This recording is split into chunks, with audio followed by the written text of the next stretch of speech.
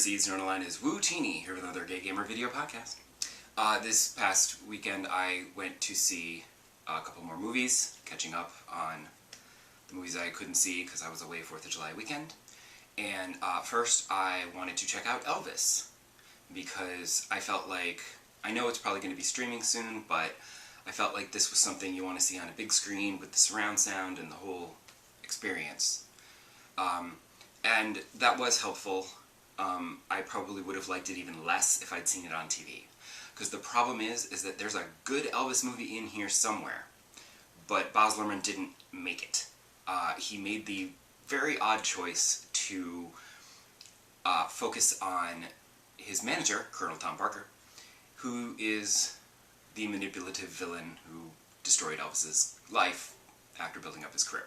So, it's like, it takes the focus off of Elvis, which is what the movie should be about, like, fully.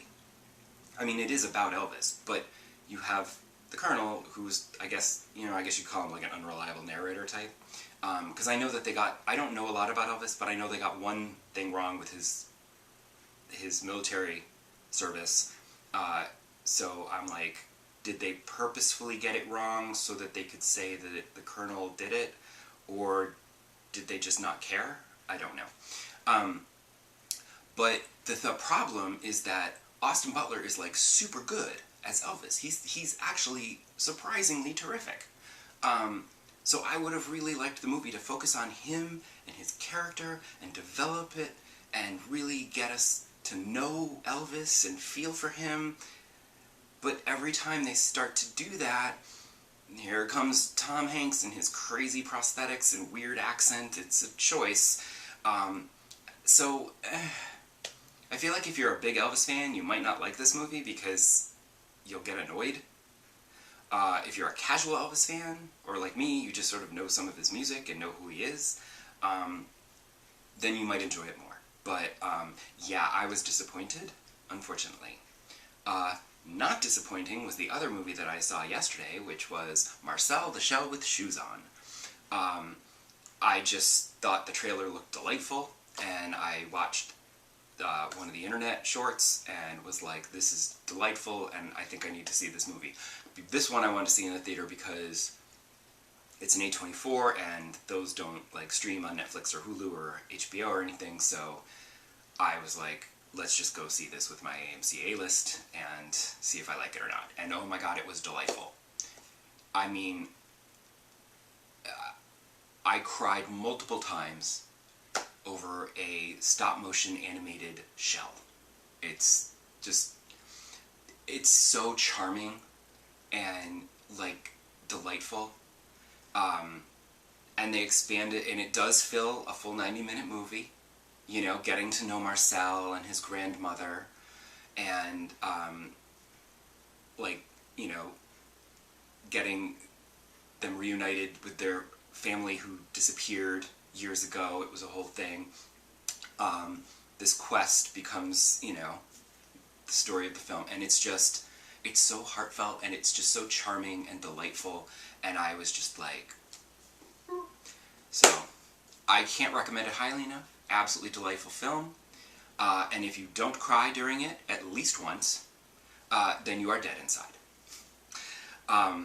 As for gaming, I actually hit a bit of a snag in Pokemon Legends Arceus, which surprised me. I'd been doing so well, and then I got to Electrode, and I quelled the Frenzied Electrode, which wasn't as difficult as the Arcanine that I had so much trouble with last time.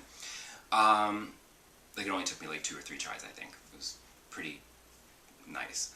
I finished that chapter, and they're like, okay, there's just one more Pokemon Lord that you need to calm down, and you're not ready for it yet. And I was like, well, what? Because the previous ones I'd been leveling up as I went, just by playing the story and whatever, but this time I wasn't quite to level 5, so I basically had to go back to the village and, like, do a bunch of, like, the side quest requests that I had been ignoring and just doing the main quest. And just doing the main quest, it wasn't enough. I think because I was avoiding a lot of Pokemon battles, whereas if I had battled them, I probably would have updated my Pokédex enough that I would have leveled up, and it would have been fine. So I basically just had to go back. But I will say one thing, going back to level up and kind of basically grind by doing some side quests and whatever, I'm still enjoying the actual gameplay of Pokemon Legends Arceus enough that I didn't mind having to go back and grind. So that's a point in its favor. And I am now level 5, and I headed off into the Icy Wastelands to get a bunch of new Pokemon.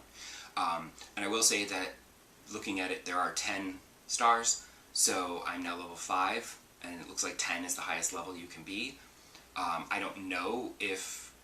It makes me feel like I'm halfway through the game, but I'm like, how can that be? But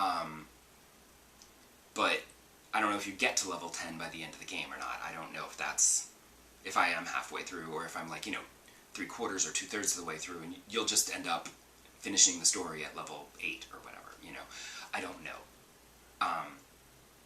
But I do worry that, like the other Pokemon games, when I actually was able to finish the main story, they're like, okay, congratulations, you've just done this. Now there's this other stuff that you need to do. And I'm like, wait, what?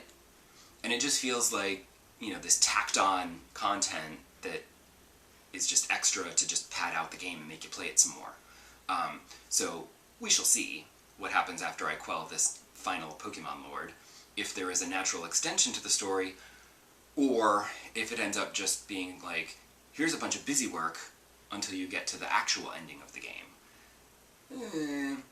So, I would say come back next episode, and by then maybe I should have made it to this Pokemon Lord, and I'll be able to see where the story goes, and if I still like Pokemon Legends Arceus as much as I have been. See you then! Bye!